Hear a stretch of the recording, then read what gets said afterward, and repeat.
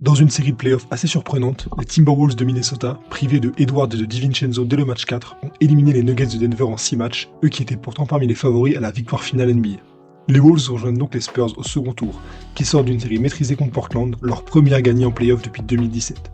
Donc, dans cette vidéo, je vais faire une preview de ces matchs du second tour qui opposeront San Antonio et Minnesota, et donner mon avis sur le résultat final de la série. Pour commencer, c'est un match-up très intéressant entre deux équipes qui sont parmi les meilleures défenses des playoffs. Ils sont 3e et 4e meilleure défense des tirs à 3 points adverses, ce qui est très impressionnant de la part des Wolves, quand on sait que les Nuggets étaient la meilleure équipe à 3 points de la saison NBA avec quasiment 40% sur la saison en saison régulière.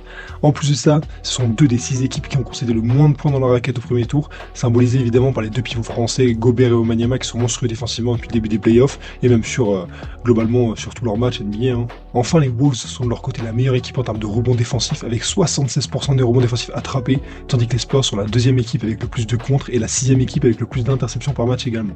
Rien qu'en se basant sur cet aspect défensif, statistique et visuel qu'on a constaté pendant le premier tour respectif, cette série s'annonce très intéressante. Alors on peut se poser la question, quelles seront les clés de ces matchs pour San Antonio et Minnesota? Donc on va voir ça tout de suite. Alors le premier aspect clé, c'est comment les Spurs vont shooter dans ce second tour.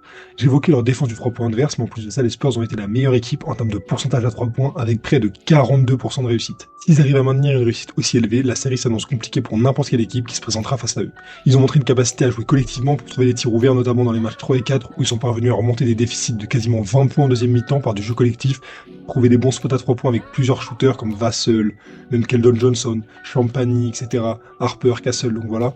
Et donc trouver ces bons spots à 3 points, marquer des 3 points faciles à haut pourcentage, ça leur ouvrait la raquette et ça leur offrait des points faciles. Les tirs des Spurs dépendaient aussi beaucoup du mid-range, pas seulement du 3 points, parce qu'il y avait 10% de leurs tirs dans cette zone du parquet, ce qui en fait l'une des équipes les plus dépendantes du mid-range sur les playoffs, la 3e équipe au total. Donc on va voir comment des joueurs comme Fox, Castle ou Vassell arriveront à trouver des tirs intéressants dans cette zone-là du terrain pour permettre à San Antonio de varier son jeu offensif et son scoring, ce qui a fait leur force face à Portland et ce qui a fait qu'ils ont fait exploser leur défense à tous les niveaux en fait. Je doute cependant que les Spurs aient la même réussite à 3 points, surtout que Minnesota va amener une intensité défensive très différente au périmètre avec des joueurs comme Randle, Losonu et surtout Jaden McDaniels. Mais la variété des Spurs au bas court et la qualité globale des joueurs leur permettra de trouver des spots, notamment au mid-range, qui sera une composante très intéressante et très importante de cette série du second tour et qui sera vraiment l'un des aspects à suivre de la série. Deuxième aspect clé de la série, ça va être Wemby et les meneurs contre Gobert et McDaniels. Alors j'avais fait une vidéo Instagram après le match 2 entre Nuggets et Timberwolves, donc allez checker, le lien est en description de ma chaîne. Mais la défense de Gobert a évidemment été l'un des facteurs majeurs qui a permis à Minnesota d'aller chercher les matchs 2, 3 et 4, avec un Jokic qui a shooté au total à 23 sur 68, soit 34% sur ces 3 matchs consécutifs, ce qui est bien en dessous de ses standards et ce qui sont des pourcentages assez médiocres. Et je ne l'avais pas évoqué dans cette vidéo, mais la défense de McDaniels a été absolument cruciale pour cette victoire en 6 matchs, car il a complètement dominé son match-up avec Jamal Murray, qui n'a shooté qu'à 36% en moyenne, avec un faible 26% à 3 points. Les 2 joueurs seront tout aussi importants dans cette série contre les Spurs, notamment pour limiter l'impact de Victor Wembanyama et de Stephen Castle ou d'Aaron Fox à la main. Ce sera donc intéressant de voir comment Gobert va défendre les déplacements de Wembanyama, qui possède un plus gros volume de jeu entre guillemets que Jokic, de par ses qualités athlétiques différentes et de sa mobilité qui est assez impressionnante.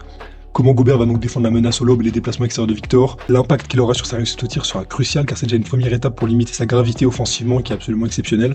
Surtout, il faudra voir comment McDaniel s'occupe de Castle. Il faudra qu'il l'empêche d'avoir trop de contrôle sur le playmaking, de le laisser troller dans la raquette pour créer des lobes ou se créer un tir au mid-range. Après, McDaniel peut aussi être plutôt assigné à De'Aaron Fox sur la série. Si De'Aaron Fox est le joueur primaire du backcourt des Spurs, il devra l'empêcher d'aller se créer des tirs au mid-range lui aussi, qui est un des joueurs les plus à l'aise dans ce domaine, mais également l'empêcher de prendre de la vitesse pour aller driver et finir au cercle, là où il a été très performant sur les derniers matchs et sur l'ensemble de sa carrière également.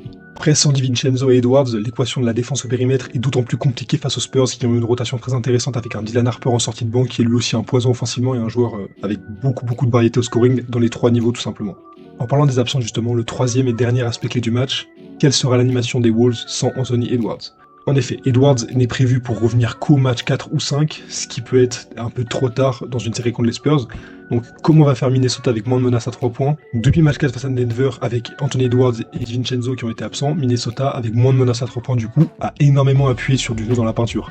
Ils ont été numéro 1 des points dans la peinture adverse sur les playoffs 2026 avec 51% des points dans cette zone-là. Mais la réalité d'une série contre Denver, qui est une équipe très friable à l'intérieur, ne sera pas celle d'une série contre San Antonio qui compte dans ses rangs le DPOY 2026 et certainement le joueur le plus impactant en défense depuis très longtemps en NBA.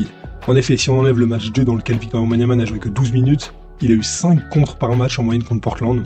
Au-delà de ça, sa présence dans le racket très difficile à attaquer parce qu'il dissuade énormément de tirs et chacun de ses contests réduit grandement la réussite adverse. En plus de ça, les Spurs peuvent compter sur des joueurs comme Cornet en sortie de banc ou encore Carter Bryant pour apporter une seconde vague défensive à l'intérieur très intense et pas idéale lorsqu'on dépend beaucoup du scoring intérieur comme Minnesota justement. Je pense que Minnesota va essayer de créer plus de jeux à l'extérieur en donnant plus de minutes à Terrence Shannon Jr. qui a fait un super match 6 face à Denver, en continuant de faire jouer Bones Island en sortie de banc pour du shoot à 3 points, tout comme Nasri est en sortie de banc comme d'habitude qui pourra créer de l'espace et vider la raquette des Spurs pour que les autres joueurs de Minnesota puissent l'attaquer. Surtout, ils vont continuer à se fier à la création de Dosunmu et de McDaniels qui sont capables de faire très mal offensivement aux 3 niveaux de scoring et ils l'ont montré face à Denver à très haut niveau. Maintenant qu'on a dit tout ça, qu'est-ce que je vois pour cette série? Donc quel est mon avis final? Qui je vois vainqueur de cette série de playoffs du second tour? Alors d'abord, si les Wolves veulent gagner, il faut absolument qu'ils dominent défensivement le backcourt de San Antonio, donc Castle, Harper, Fox évidemment, pour limiter les points à l'extérieur et la connexion avec Wembanyama dans leur raquette, tout ça en continuant à prendre des rebonds défensifs comme ils l'ont fait et à sortir les Spurs au périmètre pour mettre des points à l'intérieur comme au premier tour. Mais malheureusement, sans Edwards au moins jusqu'au match 4 et DiVincenzo, je vois les Spurs gagner cette série en 5 ou 6 matchs. Je pense que leur rotation dans tous les secteurs des jeux est trop fournie, avec des joueurs capables de scorer à tous les niveaux et surtout une défense intérieure qui va faire énormément de mal aux Timberwolves. Et le retour prévu d'Anthony Edwards autour des matchs 4 et 5 ne changera pas énormément la série, car elle sera certainement presque décidée à ce moment-là selon moi. Voilà les mecs, c'est la fin de cette vidéo, j'espère que ça vous aura plu, n'hésitez pas à me donner votre avis en commentaire, qui vous voyez gagner cette série, qu'est-ce que vous voyez pour le reste des playoffs. On se dit à bientôt pour une prochaine vidéo, salut les mecs, que Dieu vous bénisse.